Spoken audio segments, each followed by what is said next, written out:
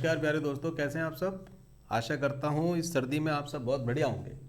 देखो, लास्ट जो लेक्चर था हमारा एफडीआई वाला, उसमें जो लाइव क्लास ली थी, तो आप सब उसमें से आधे बच्चे आए थे, आधे बालक नहीं आए थे। तो जो आधे विद्यार्थी आए थे, जो उस क्लास की रिकॉर्डिंग ऐप पर अवेलेबल थी नहीं, क्योंकि लाइव क्लास में 2-3 ऑप्शंस आते हैं कि अगर आप इसको रिकॉर्ड करके रखना चाहें तो रिकॉर्ड रख लें, और लाइव लेना चाहें तो लाइव ले लें। तो रिकॉर्ड नहीं हुई थी। तो जैसे मेरे पास फ़ोन आ रहा था, आयुषी भी कह रही थी सर वो मुझे एक बार बता दीजिए, हीना भी कह रही थी, और प्रतीक भी कह रहा था, सुशील भी कह रहा था। देखो, मैं उसका एक ब्रीफ जो हमने पढ़ा था ना, मैं आपको फटाफट एक बार वो ब्रीफ कर देता हूँ।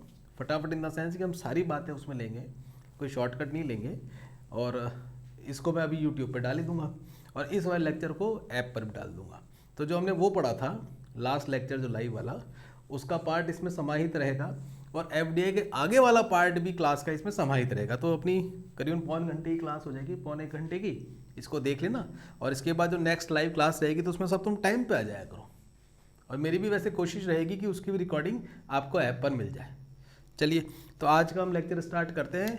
हमने जो उसमें बात करी थी, क्या बात करी थी कि सबसे पहले हम एक डेफिनेशन समझी थी हमने एमएनसी की, मल्टी नेशनल कंपनी, बहुराष्ट्रीय कंपनी।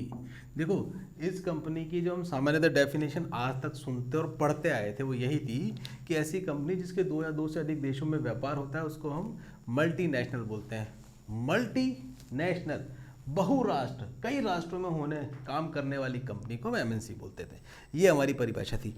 लेकिन इसमें आप एक काम और करना कि ये परिभाषा आपकी अधूरी है जब तक कि आपको ये जोड़ना पड़ेगा। क्या जोड़ना पड़ेगा? वह कंपनी जो 2 या 2 से अधिक देशों में व्यापार करती है, काम करती है, उसमें जो वो लाभ कमाती है, वह लाभ का 25% लाभ विदेशों से प्राप्त होना चाहिए। क्या? विदेशों से प्राप्त होना चाहिए। मतलब कि जैसे मेरी कंपनी है, जैसे अपनी कंपनी अभ्युदय, ठीक है, भारत में अपना व्यापार चल रहा है, श्रीलंका में अपना व्यापार चल रहा है, कनाडा में अपना व्यापार चल रहा है, जर्मनी में अपना व्यापार चल रहा है, चारों देशों में चल रहा है, और हमारा जो कुल लाभ था वो 100 रुपये था। कितना था? 100 रुपये था। अब इसमें से 25 रुपये हमें कहाँ से मिलते हैं? श्रीलंका, कनाडा और जर्मनी से प्राप्त होते हैं। मतलब कि 25% लाभ जो मुझे प्राप्त होता है वो विदेशों से प्राप्त होता है। तो मेरी कंपनी कौन सी कहलाएगी? मेरी कंपनी कहलाएगी एमएनसी। सही मायनों में बेसिकली जो हमारी इकोनॉमिक्स में डेफिनेशन है वो यही है कि मल्टीनेशनल कंपनी हम जब भी कहेंगे जब आप अपना 25% लाभ विदेशों से प्राप्त करेंगे। स्पष्ट है? ध्यान में आ गया? और आप देखो, इसीलिए बहुराष्ट्रीय कंपनियों को विदेशी पूंजी प्राप्त करने का एक प्रमुख स्रोत भी माना जाता है। चलो आगे चलें, अब सीधे हम एफडीआई पे चलते हैं। यही हमने किया था वहाँ पर। मैं ऐसा नहीं है कि इसमें से कुछ घटा के तुम्हें बताऊंगा। जो लाइव क्लास हुई थी आपको उसमें मैं एक्स्ट्रा ही अवश्य बता दूंगा। चलिए, फॉरेन कैपिटल के आने के जो सोर्सेज में 2 हम देखते हैं, एफपीआई और एफडीआई। एफपीआई क्या होता है? Foreign portfolio investment. क्या? Portfolio investment. ये जो पोर्टफोलियो इन्वेस्टमेंट है, इसका मतलब ये होता है कि शेयर मार्केट में पैसा क्या हो रहा है? इन्वेस्ट हो रहा है। शेयर मार्केट में जो पैसा इन्वेस्ट होता है वो एफपीआई कहलाता है। कौन सा? विदेशी पैसा। चलिए, अब ये विदेशी पैसा भी भैया 2 तरीके से हमारे यहाँ पे इन्वेस्टमेंट होता है। देखो, एक तो कोई आदमी या कोई विदेशी इंसान पैसा इन्वेस्ट कर रहा है, जैसे कि डोनाल्ड ट्रंप के जैसे कि भैया मैं भारत के शेयर मार्केट में किसी कंपनी में, विकास जी की कंपनी में शेयर में इन्वेस्टमेंट करूँगा, तो ये क्या कहलाएगा आपका? FII, मतलब फॉरेन, QFI कहलाएगा। क्या कहलाएगा? क्वालिफाइड फॉरेन इन्वेस्टर कहलाएगा। और यदि ट्रंप की कोई कंपनी है, ट्रंप कॉरपोरेशन है, वह इन्वेस्टमेंट करती है तो वो क्या कहलाएगा? FII। FII क्या होता है? Foreign institutional investor. इंस्टीट्यूशनल मतलब संस्थागत, संस्थागत निवेशक है ये। मतलब कोई संस्था है जो निवेश कर रही है, कोई व्यक्ति निवेश नहीं कर रहा है। क्या? संस्था निवेश कर रही है। ध्यान रखना, बहुत माइनर सा डिफरेंस है दोनों में। FII में क्या होता है? Foreign institutional investor. शब्द की यदि आपको भान है तो आप आराम से पकड़ लोगे। कई बार क्या होता है, फुल फॉर्म दी नहीं होती है, तो दिक्कत आती है। फॉरेन इंस्टीट्यूशनल इन्वेस्टर मतलब किसी इंस्टीट्यूशन के द्वारा इन्वेस्ट किया जाता है कहाँ, भारत के शेयर मार्केट में, और ये इंस्टीट्यूशन कहाँ की है, फॉरेन की है, इसको क्या बोलते हैं, फॉरेन इंस्टीट्यूशनल इन्वेस्टर। अच्छा लेकिन सर ये बताओ, ये श्रेणी में आपने कैसे तय किया कि ये एफआईआई इस एफपीआई के अंतर्गत आ रही है? देखो मेरे ध्यान रखना,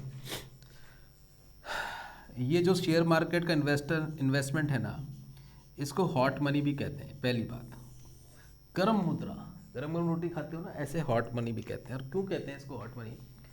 देखो शेयर मार्केट में जो भी पैसा इन्वेस्ट करेंगे ना, ये बाजार के सिनेरियो को देख के करते हैं। इनको लगता है कि बाजार बढ़ रहा है तो इन्वेस्ट कर देते हैं।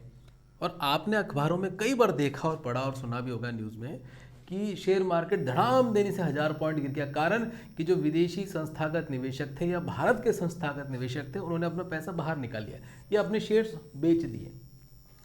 क्योंकि शेयर मार्केट में तो ऐसा फिक्स नहीं होता ना कि मेरे को शेयर कम से कम साल भर रखने ही रखने हैं, 2 साल रखने ही रखने हैं, ऐसा कोई फिक्स टाइम नहीं होता। तो यही बात इसके अंदर अप्लाई होती है, समझ गए? इसीलिए इसको हॉट मनी भी बोलते हैं। अब एक बार मेरी डेफिनेशन इसकी समझ लो। जो हमारा फॉरेन पोर्टफोलियो इन्वेस्टमेंट है उसमें एक सीमा तय कर रखी है कि भैया 10% किसी कंपनी के आप शेयर खरीदते हो, मतलब कि 10% से कम, 10% या 10% से कम आप शेयर खरीदते हो, इसको 10% से कम ही कर लेना। 10% से कम यदि आप शेयर खरीदते हो तो किसके अंतर्गत आएगा? एफपीआई के अंतर्गत आएगा। क्लियर? अब इसमें 2 टेक्निकलिटीज और समझ लो। आपने शेयर खरीदे कितने? 10% से कम। ये शेयर खरीदने के बाद, जैसे सपोज करो ट्रम्प की कंपनी थी, ट्रम्प कॉर्पोरेशन, उसने मेरी अभ्युदय कंपनी में शेयर खरीद लिए 10% से कम। अब वो ट्रम्प साहब मेरे से कहते हैं देखो तुम्हारे 10% शेयर मेरे पास हैं, तुम्हारी पढ़ाई लिखाई में हमारे अमेरिका का मान सम्मान बढ़ाओगे, भारत की आपको संस्कृति सभ्यता इतिहास को गलत बताना है। तो हम क्या बोल देंगे, देख भाई प्रत्यक्ष भागीदारी नहीं है तुम्हारी हमारी कंपनी में, शेयर ले रखे हैं, समझ गए, शेयर मार्केट में बेच दो, कोई दिक्कत नहीं है। मतलब कि एफपीआई में जो इन्वेस्टमेंट होता है उसमें आपकी प्रत्यक्ष प्रबंधन में कोई भागीदारी नहीं होती है। क्लियर है? इसीलिए इसको हॉट मनी भी कहते हैं। और हॉट मनी आपको क्यों कहते हैं और क्यों भैया 10% की सीमा तय कर रखी है? वो इसीलिए सीमा तय कर रखी है कि कल को मार्केट डाउन हुआ तो ये तो भाग जाएंगे। अगर हमने ज़्यादा कर दिया, विकास जी की कंपनी में 40% 50% इसने मुझे पैसा लगा दिया और सिनेरियो गड़बड़ हुआ तो 40% पैसा हमारे भारत देश से एकदम से उड़ा के ले जाएंगे अमेरिका। तो इन्होंने क्या सीमा भी तय कर दी। आपको ध्यान में आना चाहिए कि सीमा तय इतनी क्यों करी है 10%, कि 10% ले भी जाएगा तो नुकसान होगा, लेकिन ठीक है बियरेबल होगा, उसको हम सह सकते हैं। क्लियर? वैसे भी शेयर मार्केट में एक दिन में आदमी क्या और एक दिन में क्या, मेरे को तो बिल्कुल निरार रूप से ये सट्टेबाजी लगती है शेयर मार्केट। क्लियर? दूसरा होता है क्वालिफाइड, QFI हो गया आपका, क्वालिफाइड फॉरेन इन्वेस्टर। क्या? Qualified foreign investor. क्वालिफाइड का होता है पात्रता, पात्रताधारी होता है, और फॉरेन विदेशी निवेशक। क्लियर?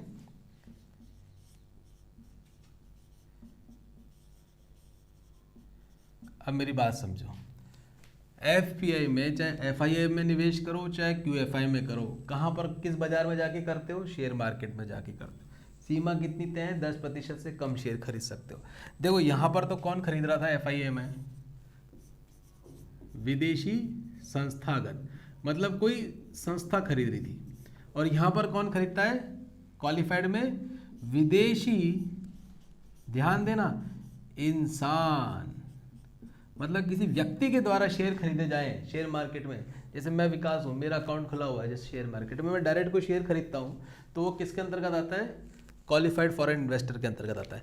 अब यदि मैं कोई विदेशी नागरिक हूँ और फिर भारत में इन्वेस्टेड करता हूँ, जैसे अमेरिका में हूँ, अमेरिकन सिटीजन हूँ, मैंने भारत में किसी कंपनी में शेयर इन्वेस्टमेंट किया, मतलब शेयर खरीदे, तो किस में आएंगे?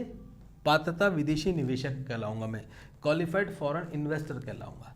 समझ गए? विदेशी इंसान द्वारा यदि भारत की कंपनी में 10% से कम शेयर खरीदे जाते हैं तो वह QFI कहलाता है। क्लियर है? दूसरी बात इसमें ध्यान रखो, ये जो पात्रता शब्द हमने क्यों जोड़ा? हम किसी व्यक्ति, ये लिख लेते इंसान है तो क्या कर देते कि इंडिविजुअल फॉरेन इन्वेस्टर, या व्यक्ति है तो हम कर देते पर्सनल फॉरेन इन्वेस्टर, ऐसा कर देते। लेकिन हमने क्वालिफाइड शब्द क्यों जोड़ा? देखो क्वालिफाइड शब्द हमने इसलिए जोड़ा कि हमारे यहाँ पे एक एजेंसी है FATF। क्या? FATF। ये क्या एजेंसी है? Financial action task force. ये क्या करती है? ये पात्रता प्रदान करती है, क्वालिफिकेशन प्रदान करती है कि साहब आपने ग्रेजुएशन कर ली, अब यूपीएससी की परीक्षा दे सकते हो। ऐसे ही ये एक पात्रता प्रदान करती है FATF कि भैया ये जो ट्रम्प आ रहा है, विकास जी की कंपनी में शेयर इन्वेस्ट कर रहा है, या मैं एज ए अमेरिकन सिटीजन भारतीय किसी कंपनी में शेयर में इन्वेस्ट कर रहा हूँ, तो भैया जो इन्वेस्टमेंट में पैसा लगा रहा हूँ वो किसी काले धन के द्वारा प्राप्त किया गया पैसा नहीं है, या वो काला धन नहीं है। क्या? उसकी एक प्रॉपर अकाउंटिंग है, वह पैसा ये कंपनी यहाँ पे इन्वेस्टमेंट कर रही है। ये FATF जांच करती है, फिर आपको एक पात्रता सर्टिफिकेट देती है, हाँ साहब ये जो पैसा आ रहा है ये ठीक है, इन्वेस्ट करवा लो भारत में। क्लियर? ये FATF इसको क्वालिफिकेशन या क्वालिफाइड करती है, इसीलिए इसको क्वालिफाइड फॉरेन इन्वेस्टर कहते हैं, पात्रता विदेशी निवेशक कहते हैं। बाकी सारी बातें समान है इसमें। विदेशी इंसान द्वारा होता है ये। 10% से कम शेयर किसी कंपनी भारतीय कंपनी में इन्वेस्ट होता है तो वह इन्वेस्टर आपका क्वालिफाइड फॉरेन इन्वेस्टर कहलाता है, और यह कौन होता है? विदेशी इंसान होता है। क्लियर? समस्या नहीं इसमें। आगे चलें। FPI को आपने 2 पार्ट में बांट के देख लिया, अब हम FDI समझ लेते हैं।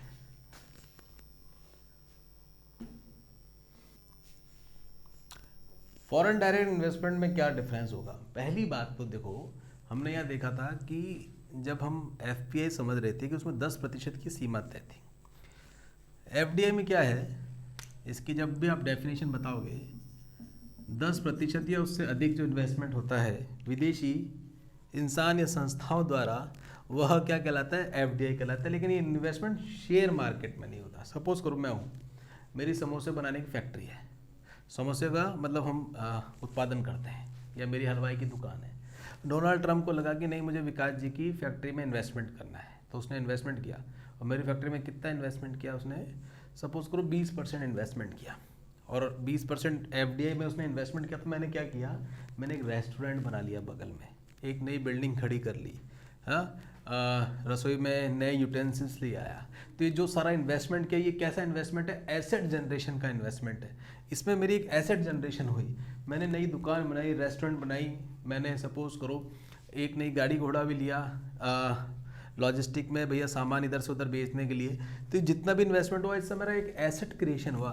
तो FDI से क्या होता है? इन्वेस्टमेंट से एसेट क्रिएशन होता है, चूँकि ये शेयर मार्केट में नहीं लगता इसलिए, और इसीलिए इसकी सीमा भी क्या कर दी? 10% से ऊपर कर दी।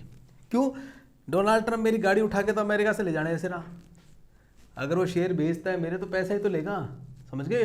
लेकिन हमारे देश में एक एसेट तो क्रिएट हो गई, एक नई दुकान बन गई, लोगों को रोजगार मिल गया, नए यूटेंसिल्स मिले, नए बर्तन भांडे लेके आए, हमने प्रमोशन किया, मार्केटिंग करी। तो सारे काम FDI के अंतर्गत जो हो रहे हैं उससे एसेट क्रिएशन होती है, रोजगार का क्रिएशन हो रहा है। जबकि वहीं FPI में आपने क्या देखा था? शेयर मार्केट में पैसा इन्वेस्टमेंट हो रहा था, कोई इसमें एसेट क्रिएशन नहीं हो रही थी। जब मन में आया तब शेयर मार्केट से पैसा लेके वो भाग गया, या लेके चले गया। भाग गया तो सही शब्द नहीं होगा, उनको लगा कि भैया मार्केट डाउन जा रहा है तो पैसा लेके चले गए, उसमें कुछ नहीं।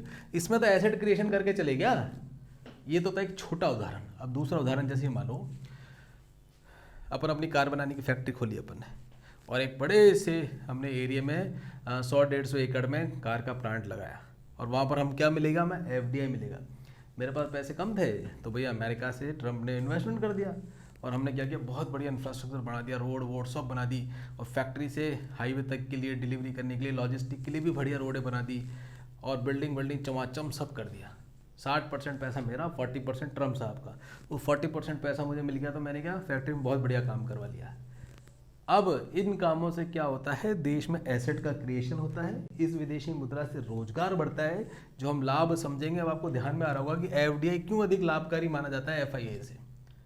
FII की भी अपने लाभ हैं, लेकिन FDI को अधिक उपयुक्त माना जाता है। स्पष्ट? FDI की डेफिनेशन, कोई भी विदेशी कंपनी भारत में, भारतीय कंपनी में 10% से अधिक हिस्सेदारी या निवेश करती है तो वह क्या कहलाता है? FDI कहलाता है। क्लियर है? चलो, अब ये FDI ग्रीन फील्ड और ब्राउन फील्ड, 2 तरह के इन्वेस्टमेंट और देखे जाते हैं। इसमें 2 शब्द और जोड़ लेना डेफिनेशन में, प्रत्यक्ष हस्तक्षेप कर सकते हैं यहाँ। दूसरा,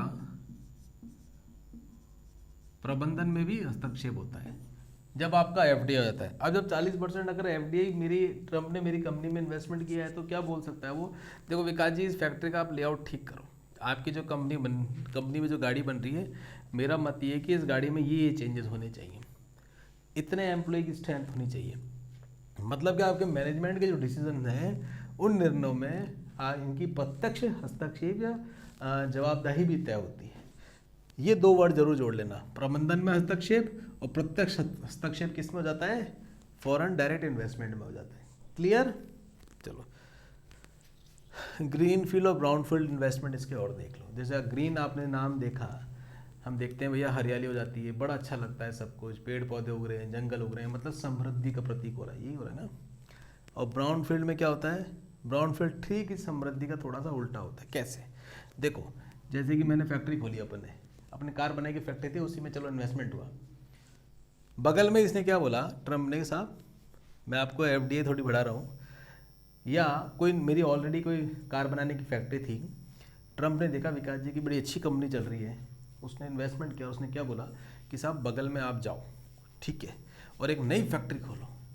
किसकी खोलो? अब आप ट्रक भी बनाओ, आप कार बनाते हो ना, आप ट्रक भी बनाओ इसमें, बढ़िया, हम आपके पैसा लगाएंगे। मतलब हमने हमारी क्षमता का उन्नयन किया, हमने हमारी उत्पादन की व्यवस्था का विस्तार किया। यदि आपके क्षमता का उन्नयन होता है, क्षमता का उन्नयन या उत्पाद का विस्तार होता है, ऐसा इन्वेस्टमेंट कौन सा कहलाता है? ग्रीन फील्ड इन्वेस्टमेंट कहलाता है। और ये सामान्यतः नए प्रोजेक्ट में होता है, नया होता है, मतलब न्यू प्रोजेक्ट्स में ऐसे इन्वेस्टमेंट किए जाते हैं। क्लियर? ये कैसा इन्वेस्टमेंट हुआ? ग्रीन फील्ड हुआ। मतलब कि नई आपके उत्पादन की व्यवस्था, आपकी नई कैपेसिटी बिल्डिंग होती है, तो ऐसा इन्वेस्टमेंट यदि आता है इस प्रकार का, तो ग्रीन फील्ड कहलाता है। क्लियर? ब्राउन फील्ड क्या हो गया? ब्राउन फील्ड आपके जो करंट में ही प्रोडक्शन या कंपनी का आपका प्रोफाइल है, उसमें ना तो क्षमता वृद्धि या उत्पादन में विस्तार नहीं होता, उसी में आपके बेसिकली क्या और एडिफिकेशन कर दिया जाता है। जैसे कि साहब मेरा समोसा बनाने का काम था, समोसा बना ही रहा था, लेकिन मैं डेली के 100 समोसे बनाता था। ट्रम्प ने बोला तुम 100 नहीं, तुम 1000 समोसे बनाओ, मेरे से पैसे ले जाओ, आलू जो तुम रोज खरीद के लेके आते हो अब ज़्यादा लेके आया करो। उसने मेरे इन्वेस्टमेंट कर दिया। तो ये कैसा इन्वेस्टमेंट कहलाएगा? Brown field. मतलब कि जो व्यवस्था चल रही है उसी के अंतर्गत यदि आप इन्वेस्टमेंट करते हो, नया एसेट क्रिएशन नहीं होता है। नया मतलब एसेट तो इसमें भी आ रहे हैं, समोसा आ रहा है तो वो भी है, लेकिन बेसिकली क्या है, ऑलरेडी सेम आपकी एक बेल्ट चल रही थी प्रोडक्शन की, उसी में आपने क्या कर दिया, उसको और इंक्रीज कर दिया। समझ गए? ये कैसा इन्वेस्टमेंट कहलाता है? आपका ब्राउन फील्ड कहलाता है। ग्रीन फील्ड आपका न्यू इन्वेस्टमेंट कहलाता है। समझ गए? ये एक छोटा सा बारीक सा डिफरेंस है एफडीआई के अंतर्गत। डेफिनेशन आपने देख ली। 10% से अधिक इन्वेस्टमेंट कोई भी विदेशी कंपनी भारतीय कंपनी में करती है, और उससे उसके क्षमता उन्नयन में और प्रबंधन में, निर्णय लेने में हस्तक्षेप करने की ताकत होती है। तो वो कौन सा इन्वेस्टमेंट कहलाता है? वह इन्वेस्टमेंट आपका फॉरेन डायरेक्ट इन्वेस्टमेंट कहलाता है। क्लियर? इसके लाभ हानि भी देख लें। FII और FDI में अंतर भी समझ लीजिए। हमारे राजस्थान में जो राजस्थान पब्लिक सर्विस कमीशन की परीक्षा होती है RS करके, PCS की, उसमें ये प्रश्न पूछा गया था कि FI और FDI में अंतर बताइए। तो वैसे तो आपको अंतर ध्यान आ ही गया है, बस मैं आपको रिकॉल करा देता हूँ। देखो, FII का निवेश कैसा होता है? एक तो अल्प अवधि का होता है। कैसा होता है? अल्पावधि होता है, अल्प प्लस अवधि। FDI का निवेश कैसा होता है? दीर्घ अवधि का होता है, लॉन्ग टर्म का होता है। फैक्ट्री बनाएगा तो भैया लंबे समय के लिए होगा। दूसरी बात, इसका जो इन्वेस्टमेंट होता है FII का, ये कहाँ पर होता है? बिल्कुल सही आपने मन में सोचा, शेयर मार्केट में होता है। FDI का इन्वेस्टमेंट कहाँ पर होता है? वस्तुओं एवं सेवाओं में जो इन्वेस्टमेंट होता है वो गुड्स एंड सर्विसेज में। तीसरा, ये बेसिकली मौलिक इसके जो अंतर है। तीसरा, देखो FII में जब शेयर मार्केट में आपने इन्वेस्टमेंट किया तो नई कोई तकनीक, नई कोई आपके प्रबंधन का पोर्टफोलियो या ऐसा कोई मॉडल इंप्लीमेंट होता है क्या? नहीं होता ना। FII में, लेकिन FDI में होता है। FDI में प्रबंधन प्लस तकनीक, ये दोनों ही आती हैं। इन दोनों का भारत में विदेशी निवेश के साथ साथ आगमन भी होता है। देखो फोर्ड आया या अन्य ऐसी कंपनियां एक गाड़ी बनाने की, तो उनका जो बेसिकली प्रोडक्शन का मेथड था, उस मेथड बड़ा रिफाइंड मेथड था। ये आप तय मान के चलना कि देखो मैनेजमेंट के लेवल में अमेरिका के कॉलेजेस का, अमेरिका की कंपनीज का मुकाबला नहीं है, इसमें कोई दौराय नहीं है। तो मैनेजमेंट कैसे करना, कैसे एफिशिएंट तरीके से काम करना, कितना स्मूथली कोई काम हो सके, वो सारा वर्क फ्लो बनाना, ये वर्क फ्लो भी अरबों डॉलर्स के बिकते हैं, मॉडल ये होते हैं, समझ रहे ना। और यदि कोई कंपनी यहाँ पर इम्प्लीमेंट करती है तो वो सेम अपना ऐसा वर्क फ्लो यहाँ पे भी लेके आती है, उससे काम सरल हो सके। कैसे बांटना, हायरार्की कैसे मेंटेन करनी, ये सारे प्रबंधन के पार्ट होते हैं। और नई टेक्नोलॉजी लेके आना, रोबोटिक टेक्नोलॉजी लेके आना, नई मशीनरीज लेके आना उत्पादन बढ़ाने के लिए, ये सारे काम आपको FDI में भारत में लाभ के अंतर्गत देखने को मिलते हैं। स्पष्ट है। अब बाकी चीज़ें तो आपको मालूम है भैया, 10% से कम, 10% से ज़्यादा, ये चीज़ें आपको मालूम है। मोल मोटे मोटे हो गए, 3 पॉइंट इसके, 4 पॉइंट, 3-4 पॉइंट इसके बना लेना, 50-60 शब्दों का खींच के अगर आप ऐसा आंसर बनाते हैं कि कीवर्ड डाल दो तो बन जाएगा, और यही आपका 100 शब्दों में भी आराम से आंसर बन जाएगा। चलिए आगे चलते हैं। इसके लाभ और हानियां भी देख लेते हैं। आपको जैसा भी देखा, आपने समझा होगा, उससे आप इसके लाभ और हानियां भी आराम से बता सकते हैं। लेकिन एक बार रिकॉल कर लें हम उसको। देखो सबसे बड़ी बात, लाभ और हानि से पहले मैंने आपको भूमिका और बताई थी। देखो एक प्रश्न आ सकता है कि विदेशी पूंजी की भूमिका के साथ साथ इसके नकारात्मक और सकारात्मक पक्ष भी बताइए, साधारण प्रश्न। देखो भूमिका में सबसे बड़ी बात तो यही होती है, देखो भारत कैसा, जैसे विकासशील देश है, ऐसी अल्प विकसित और विकासशील देशों के साथ सबसे बड़ी समस्या क्या है कि हमारे पास रिसोर्सेज तो हैं, लेकिन उस रिसोर्सेज को प्रोडक्ट में कन्वर्ट करने के लिए हमारे पास वो सटीक टेक्नोलॉजी नहीं। क्या ऐसी सटीक टेक्नोलॉजी नहीं है? जैसे कि मैं आपको उदाहरण देता हूँ। कल मैं एक डॉक्यूमेंट्री देख रहा था DW पे, जर्मनी का है बेसिकली वो DW, शायद नीदरलैंड का, आई थिंक DW करके उसको बोलते हैं। उनकी वो डॉक्यूमेंट्री थी, बलूचिस्तान के अंतर्गत एक गांव है, ख्वारदा ऐसा कुछ कहते हैं, वहाँ पहाड़ी को ख्वारदा या कुछ ऐसा कहते हैं, ख्वारदा। वो पहाड़ी किसकी थी? वो अपना पिंक कलर का एक स्टोन आता है, जेम स्टोन आता है, बहुत महंगा भी बिकता है, उस पहाड़ी से वो स्टोन निकलता था। तो वो बलूचिस्तान के एरिया में पहाड़ी को, उस एरिया के बारे में बता रहे थे कि साहब देखो कितना समृद्ध बलूचिस्तान है खनिज के मामले में, और यह जो प्रेशियस स्टोन मिलता है यहाँ पे, यह स्टोन जिस एरिया में मिलता है, यहाँ के लोगों की हालत बड़ी दयनीय है। और जो वहाँ पर खनन करने का तरीका है, वही हथौड़ी और छेनी से वो खोद के सुरंग बनाते हैं, वही परंपरागत तरीके से करते हैं। ना उनके पास कोई सेफ्टी इक्विपमेंट्स हैं। लाइट वाइट के लिए भी वहाँ आधे समय तो लाइट आती है, आधे समय लाइट नहीं आती। तो सुरंग में भी क्या, आधे समय लाइट आती है, आधे समय लाइट नहीं आती। और लाइट भी कैसे कर रखी है, नंगे तारों को लेके जाके। तो उन्होंने कहा कि DW में बता रहा हूँ, और ये आपके लिए यहाँ सटीक भी है, कि अरबों रुपए, खरबों रुपए का वहाँ पर खनिज होने के बावजूद भी उसका एक्सप्लोरेशन वो प्रॉपर नहीं कर पाते। सपोज करो कोई इतना बड़ा पत्थर तोड़ा, अब उनके पास या तो उसको स्कैनिंग करने की, उसको तोड़ के उसमें से ढूंढने के लिए छन्नी नहीं लगाने की जो प्रॉपर एक मैनेजमेंट होता है, एक प्रॉपर आपके प्रोडक्शन की यूनिट होनी चाहिए, वो वहाँ पर होती तो जो उत्पादन वो अभी कर रहे हैं उसको 10 गुना का उत्पादन वो प्राप्त कर सकते हैं। लेकिन चूंकि कोई FDI वहाँ पर नहीं कर सकता, इसकी वजह से वहाँ पर ना तो कोई तकनीक ऐसी आई, ना उनका कोई मैनेजमेंट कौशल हो पाया। कर रहे हैं काम बस, और उन सब लोगों की हालत बड़ी दयनीय है। वैसे भी वहाँ पर तो सरकार के जो नुमाइंदे होते हैं वही वहाँ पर ठेके लेते हैं और उस ठेके को सबलेट कर देते हैं उन गांव वालों को। बहुत बुरी हालत है। जबकि वह एरिया तो ऐसा होना चाहिए जैसे जॉन्सबर्ग है आपका साउथ अफ्रीका का। क्लियर? सबसे बड़ा लाभ क्या होता है? तकनीक और प्रबंधन कौशल आपको मिलता है। अच्छा, भूमिका के अंतर्गत मैं आपको बता रहा था कि मतलब अल्प विकसित और विकासशील देशों में आपको रिसोर्सेज तो खूब मिलेंगे, लेकिन उनको प्रोडक्ट में कन्वर्ट करने के लिए हमारे पास तकनीक का ना होना, उसके लिए हमें FDI की आवश्यकता होती है। क्लियर। अच्छा, मैंने इसका एक बड़ा अच्छा सा पैराग्राफ बना रखा था जो आपसे शेयर भी किया था, मैं आपसे पुनः शेयर कर लेता हूँ, 1 मिनट।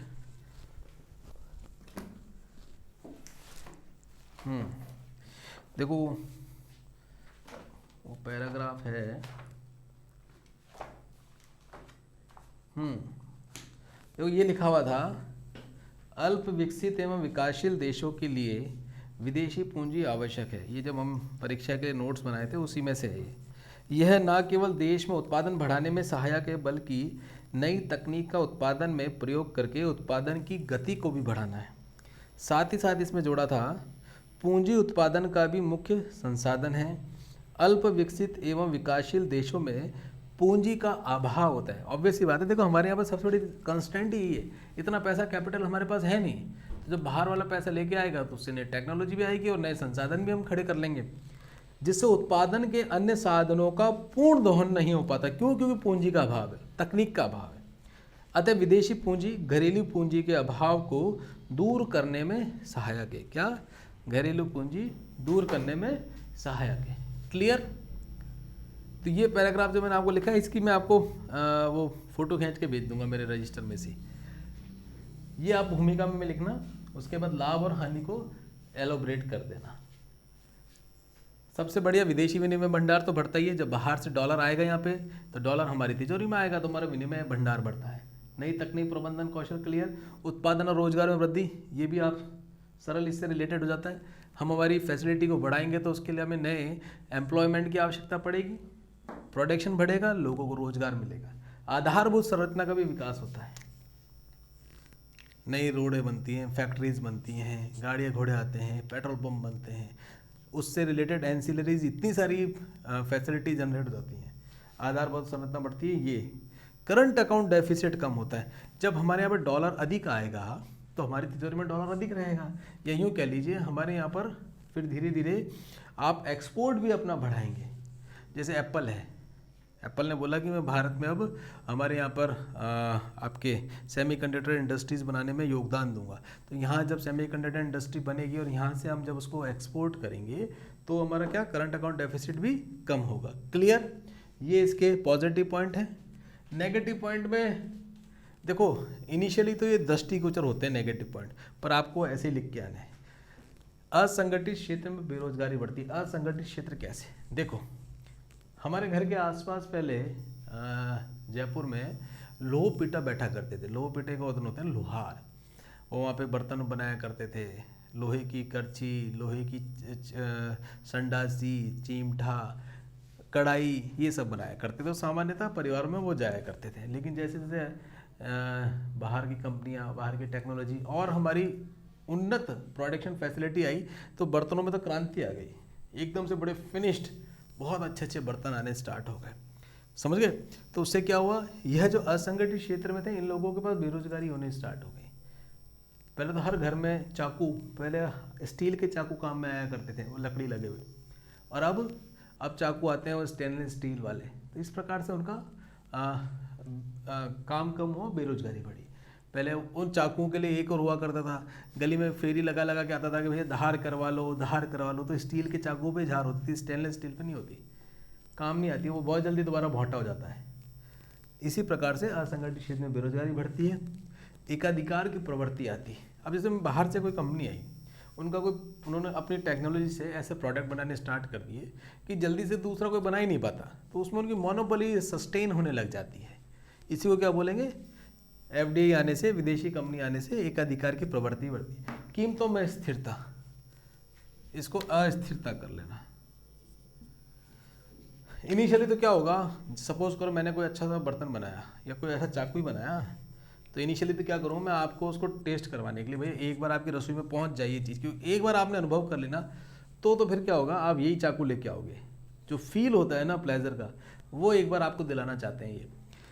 तो आपको जैसे चाकू दिया, माने वो चाकू काम मिला, बड़ा आनंद है, पकड़ने में भी अच्छा था, अच्छे से काम कर रहा था, सस्ता दिया था उन्होंने स्टार्टिंग में। लेकिन क्या हुआ, जब एक बार आपको उस प्लेजर को आपने फील कर लिया तो आप जल्दी से उसको छोड़ते नहीं हो। आप क्या करोगे, ठीक है यार 20 रुपये महंगा आ रहा है तो भी ले लो। तो क्या करते हैं, कीमतों में अस्थिरता बहुत देखने को मिलती है सामान्यतः इस प्रकार की प्रवृत्ति में। क्लियर? ये इसके प्रमुख रूप से 3 हानियाँ हैं, बाकी आप और भी कई हानियाँ बना सकते हो, लेकिन अपना आंसर देखो इसमें एक चीज़ और जोड़ लेते हैं। कई बार प्रश्नों का डायमेंशन में ये भी पूछ लिया जाता है कि साहब विदेशी पूंजी भारत में पर्याप्त मात्रा में नहीं आने के कारण क्या क्या हो सकते हैं। कुछ 5-7 कारणों के बारे में डिस्कस कर लेते हैं, वो आप लिख लेना। जैसे कि सबसे बड़ा कारण हमें देखने को मिलता है पॉलिसी पैरालिसिस। क्या? नीतिगत हाँ, मतलब नीतियों की पंगुता, नीतिगत नहीं, नीति कर लेना, नीति पंगुता, पॉलिसी पैरालिसिस। क्या? Policy paralysis. क्लियर? अच्छा, पॉलिसी पैरालिसिस क्या होती है? तो भैया हम कोई भी पॉलिसी बनाने से घबराते हैं, हम नया इनिशिएशन लेने से घबराते हैं। जैसे कि अभी नया पार्लियामेंट बन रहा है, विस्टा प्रोजेक्ट। अब नया पार्लियामेंट बन रहा है, उसको भी पढ़ लेना। और नया पार्लियामेंट के लाभ क्या होंगे? जल्दी से आप पुराने पार्लियामेंट को बंद करके नया पार्लियामेंट बनाने की, ऐसी पॉलिसी बनाने में बड़ी हिम्मत की आवश्यकता होती है, जबकि इसकी नितांत आवश्यकता है। देखो, जब हमारा भारत आज़ाद हुआ था ना, जो लुटियंस और बेकर ने ये हमारी पार्लियामेंट बनाई थी, तो जो उन्होंने डिज़ाइन किया था उस समय के हिसाब से बहुत बढ़िया था। आसपास जगह भी बड़ी खाली थी, जो राजपथ है, north block, south block, I think north block के पीछे अपनी पार्लियामेंट है। तो ये सारा जो उन्होंने इस्टेब्लिशमेंट किया था बड़ा सटीक किया था। लेकिन कालांतर में क्या हुआ, जैसे ही देश आज़ाद हुआ हमारा, जैसे हमारी 51 मिनिस्ट्रीज़ हैं, 51 मिनिस्ट्रीज़ में से 22 मिनिस्ट्री बाहर हैं, उस एरिया से दूर दूर स्कैटर्ड हैं। अब सपोज करो किसी को खनन का कोई सेक्रेटरी है, उसको नॉर्थ ब्लॉक या साउथ ब्लॉक में आना है, या फिर पीएमओ में आना है, या फिर होम मिनिस्ट्री से बात करनी है, तो उसको बार बार आने के लिए क्या करना पड़ेगा? एक तो बहुत दूरी उसको नाप के आनी पड़ेगी। दूरी से मेरा मतलब 4 किलोमीटर 5 किलोमीटर उस रेडियस में ही तो होगा, लेकिन इतना उसको लेके आना पड़ेगा। समय खराब होगा, तेल बढ़ेगा, बड़े दुनिया भर के खर्चे भी होंगे। तो ये खर्चे अभी भी हो रहे थे। और इतने एम्प्लॉयज़, हज़ार एम्प्लॉयज़ एक मिनिस्ट्री में वहाँ काम करते हैं, मतलब कि 40-50 हज़ार एम्प्लॉयज़ जो आसपास सारे लगे हुए हैं, उन सब का जो एफिशिएंसी लेवल है वो पूरा स्कैटर्ड था। वर्तमान में जहाँ चाहे वहाँ बिल्डिंग ठोक रखी है उन्होंने। और आपका जो रिपब्लिक डे परेड होता है ना, उस रिपब्लिक डे परेड में हर बार आप देखना राजपथ के चारों ओर वो वाटर की लॉगिंग बना रखी है, पेड़ उगा रखे हैं, हर बार तहस नहस होते हैं, दोबारा से उनको इंस्टॉल करना पड़ता है। कोई व्यवस्था नहीं है। मतलब भारत की दिल्ली, मतलब हार्ट ऑफ हमारी डेमोक्रेसी देखनी है आपको, पार्लियामेंट वगैरह, हमारे ऑफिसेज वगैरह, उनकी स्थिति बड़ी दयनीय कर रखी है। कभी आप उनके ऑफिसेज में जाना, बेतरतीब एसीज लगे हुए हैं, जचे जहाँ से तार निकाल रखे हैं, जगह जचरी वहीं से डक्टिंग निकाल रखी है, कोई प्लानिंग नहीं कर रखी। वहाँ पर एफिशिएंसी आपकी आ ही नहीं सकती। कोई कॉन्फ्रेंस हॉल नहीं है आपके। इवन आप जब पार्लियामेंट में देखते हैं, पार्लियामेंट में जो अकॉस्टिक साउंड सिस्टम है वो भी बड़ा आउटडेटेड वहाँ पे लगा हुआ है। बैठने की जगह बड़ी क्रैम्प्ड है। ऑफिसेज जो हैं देखेंगे स्पीकर के, वो डिफरेंट लोकेशंस में आ जाते हैं। पीएमओ का आने का लोकेशन अलग होता है, पीएम का, माफ़ करना, वाइस प्रेसिडेंट का घर, ऑफिस, ये सब बड़े स्कैटर्ड हैं। राहुल के साथ मेरी इसके लिए बात हो रही थी। राहुल, तुम्हें मैंने एक उसके लिए लिंक भेजा था। ये बेसिकली इसका जो डिज़ाइन बनाया है, HC पटेल करके हैं गुजरात के, उन्होंने इसका पूरा डिज़ाइन बनाया और प्रेजेंटेशन दिया था कि भैया क्या हानि है, क्या लाभ है, पहले क्या दिक्कत थे। 1-1.5 घंटे का है, बड़ा आराम से बैठ के देखना उसको, बहुत अच्छी डॉक्यूमेंट्री है वो, मैंने उसके साथ शेयर कर रखी है। आपको चाहिए तो मैं अपने चैनल यूट्यूब पे भी डाल दूंगा। उससे आपको पार्लियामेंट का कैसे बन रहा है, कितने लेवल बन रहे हैं, उसकी रेप्लिका भी उसने दिखा रखी है। मतलब पूरा प्रेजेंट किया है कि साहब देखो ये चेंजेस हम कर रहे हैं, 1947 से पहले क्या था, बेकर और ल्यूटेंस ने इसमें क्या क्या चेंजेस किए, और इवन पुराने हिस्टोरिकल मैप्स भी उसमें शो कर रखे हैं। तो आपको देख के बड़ा आनंद आएगा। आपका पार्लियामेंट वाले कोई प्रश्न आ गया ना कि नया पार्लियामेंट बनाने के क्या लाभ है, वो तो आप इसी में पूरा खेल जाओगे। नीतिगत पंगुता, मतलब कि हम डिसीजन नहीं ले पाते, स्ट्रांग डिसीजन नहीं ले पाते। दूसरा सबसे बड़ी दिक्कत जो FDI में विदेशी कंपनियों को आती है, हमारे यहाँ पर जो पर्यावरण कानून है ना, वो इनके सबसे बड़ा अड़ंगा पैदा करते हैं। कि आपको क्या करता है पर्यावरण मिनिस्ट्री से क्लैरिफिकेशन कि मंजूरी लेनी पड़ती है उनको अपने उद्योग धंधे लगाने के लिए, साहब पर्यावरण को हमारे फला फला नुकसान नहीं हो रहा। तो ये एक सबसे बड़ा क्लॉज हमारे उनको दिक्कत करता है।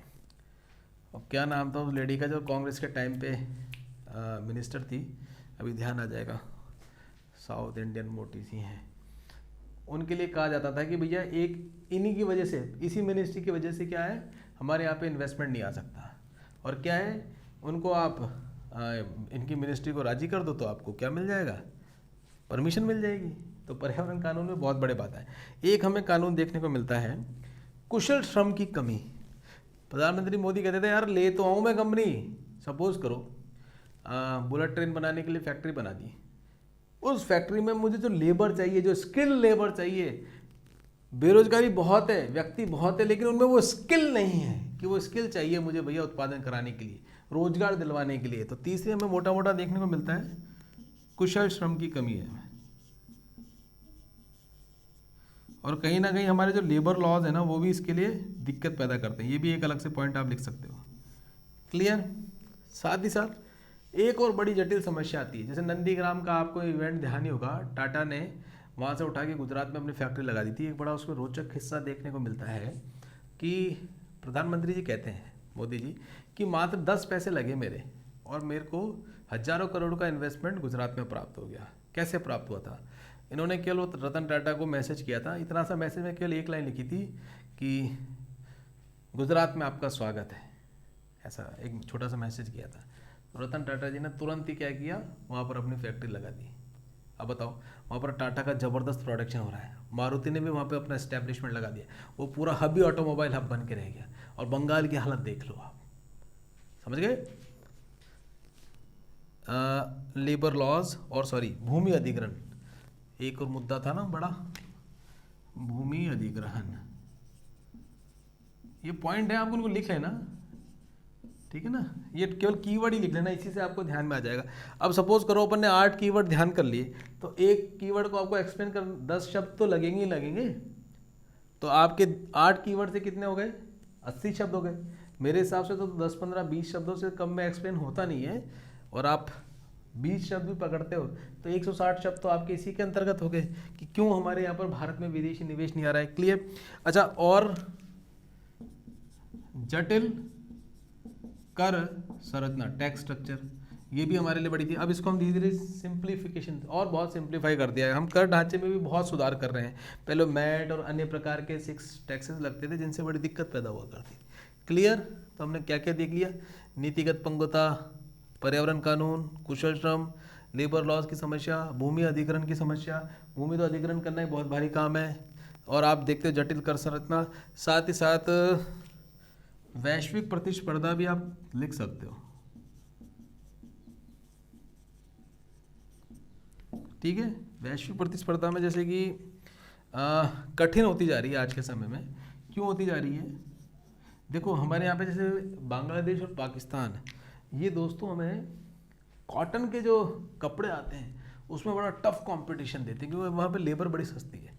बांग्लादेश तो खास तौर पे जूट और कॉटन के मैन्युफैक्चरिंग में बांग्लादेश से हमारे व्यापारियों को पिछले साल तो बहुत दिक्कत आई थी। तब जाके कॉटन मिनिस्ट्री, मतलब कपड़ा मंत्रालय ने कुछ स्कीम्स भी दी थी, कुछ बेल आउट पैकेजेस भी दिए थे। वहाँ पर लेबर एक तो बड़ी सस्ती है, और वहाँ का एनवायरनमेंट ऐसा है जिसकी वजह से वहाँ जो कॉटन बनाते हैं बहुत हमारे यहाँ से 10 से 15% चीपर रेट पर वो वर्ल्ड को दे रहे थे, और क्वालिटी अमूमन सेम ही थी। तो ये वैश्विक प्रतिस्पर्धा भी अब कठिन हो चुकी है। ये भी सारे कारण हमारे यहाँ पर विदेशी पूंजी लाने में कठिनाइयाँ पैदा करते हैं, मोटे मोटे कारण, इनका ध्यान कर लेना है, ठीक है। देखो ये हमने FDR FPI तो क्लियर कर लिया। अब हम क्या कर लेंगे, इंस्टीट्यूशंस के बारे में पढ़ लेंगे। क्या करेंगे, इंस्टीट्यूशंस में क्या क्या देखेंगे, IMF देखेंगे, वर्ल्ड बैंक देखेंगे, WTO देखेंगे, और ये जो हम देखेंगे इनके ऐतिहासिक परिप्रेक्ष्य से देखेंगे, इनका हिस्ट्री से लेके चलेंगे, इनका उद्भव कैसे हुआ, उसके पीछे क्या कारण थे, तब जाके साहब ये बने, इनके लाभ क्या है, इनकी हानि क्या है, इनका ऑर्गेनाइजेशन स्ट्रक्चर क्या है, ये सारी बातें हम देखेंगे इन इंस्टीट्यूशंस में। तो ठीक है, जो जिनको लास्ट लेक्चर ऐप पर मिला नहीं, आशा करता हूँ कि वो एफडी और एफपीआई वाला आपके फंडे सारे क्लियर हो जाएंगे। नोट्स बना लेना। किसी भी प्रकार की कोई भी आपके मन में शंका हो, कोई डाउट हो तो मुझे व्हाट्सअप कर देना, नंबर आपके पास है ही। टेलीग्राम अपना ऐप ज्वाइन कर लेना, अभ्युदय ऐप डाउनलोड कर लेना। और नेक्स्ट वीक से जो राजस्थान एडमिनिस्ट्रेटिव सर्विसेज की तैयारी कर रहे हैं उनके लिए भी हम बैचेज स्टार्ट कर ही देंगे। देखो वह बालक, इकोनॉमी तो यहाँ से पढ़ी लो, कोई समस्या है नहीं। इकोनॉमी पूरी आपको उसमें मिल जाएगी, अपने ऐप पे भी मिल जाएगी, यूट्यूब पे भी पड़ी हुई है। ज्योग्राफी के लेक्चर्स संडे से स्टार्ट कर देंगे और आरएस में जो भी नए आइडेंटिफिकेशन होंगे नेक्स्ट वीक से चालू हो जाएंगे। उसके लिए क्या प्लानिंग है वो मैं आपको मंडे को इलॉबरेट कर दूंगा। चलिए धन्यवाद। नेक्स्ट टॉपिक हम करेंगे इंस्टीट्यूशन आईएमएफ, डब्ल्यू बैंक और डब्ल्यूटीओ के बारे में, और नए नए इसके डायमेंशंस को खोजेंगे। और इसी पॉइंट पे आज एंड करता हूँ। और इसकी क्लास आपकी रहेगी, आज ही ले लेंगे, मतलब ये मैं अभी अपलोड कर दूंगा दोपहर तक, और रात्रि तक कोशिश करेंगे कि ये इंस्टीट्यूशन भी स्टार्ट करके आपके साथ शेयर कर लूँ। चलिए धन्यवाद, बहुत बहुत धन्यवाद।